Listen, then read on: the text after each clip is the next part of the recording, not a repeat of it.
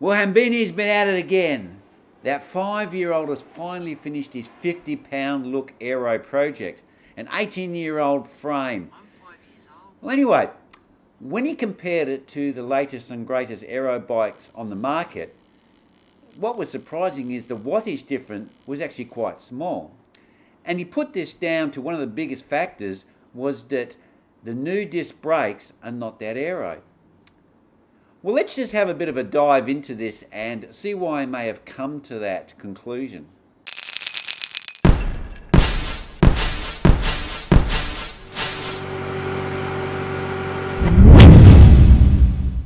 Well, when we talk about the aerodynamics of a push bike, we need to talk mostly about the front end of the bike. And this is because it's the front part of the bike that is braking still air and turbulating it. And it takes energy to do that. And once it's turbulated and hits other parts, there's not as much energy used. And we know this from the peloton because the riders like to get behind other riders and line up because they're getting a bit of a free ride. And when the guys do a breakaway, they like to break away in groups and share that front position so then they can shield the other riders. So basically we know that once the air is turbulated, it doesn't create as much drag. Now, I'm going to use the wheels off my look bike as an example. I've got one rim brake bike, which is obviously the front wheel, and I've got one G3 design wheel that's off the back.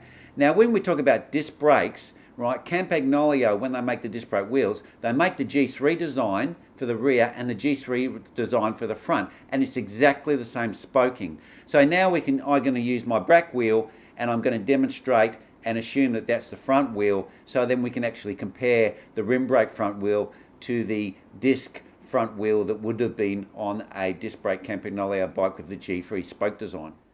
Now when we look at a front wheel of a bicycle, we can see that this bicycle is travelling at 40 kilometres an hour. So the top of the wheel will be doing 80 kilometres an hour, and the bottom of the wheel will be doing 0 kilometres an hour. So the part that's going to create the most turbulence is the top of the wheel.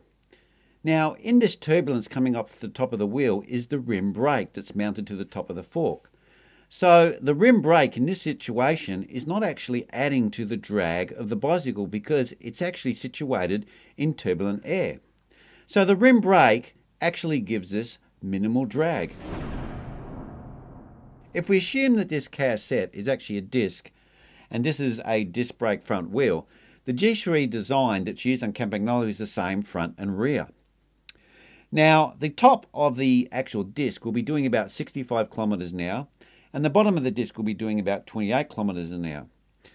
Now, this will create quite a bit of turbulence coming off the top of the disc. And these discs usually have serrated edges and they have cooling holes, so there's quite a lot of turbulence coming off that disc. And then you have the caliper behind it, which actually creates more drag. And you also have more spokes, in this case 21 compared to 18 on a rim brake bike. And because it's spinning in the air, it's going to create a lot of drag on the top of that disc. And in most cases, these discs actually have holes in them for cooling, and they also have serrated edges on a lot of the designs. So they're going to create quite a lot of drag. And then you've also got a caliper that's behind the disc that in no way is designed to be aero at all. So that's actually creating drag as well.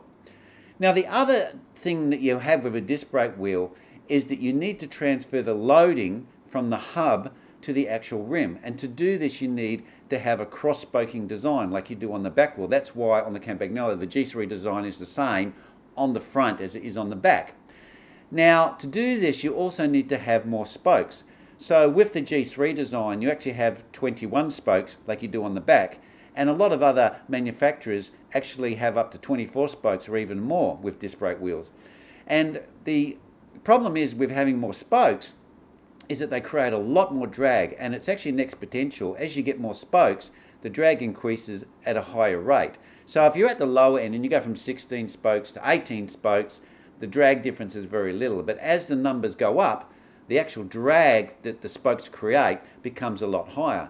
So when you've got a wheel that's 18 spokes and then you've got another wheel that's 21 spokes or 24 spokes, like some of the other brands, you're actually creating more drag.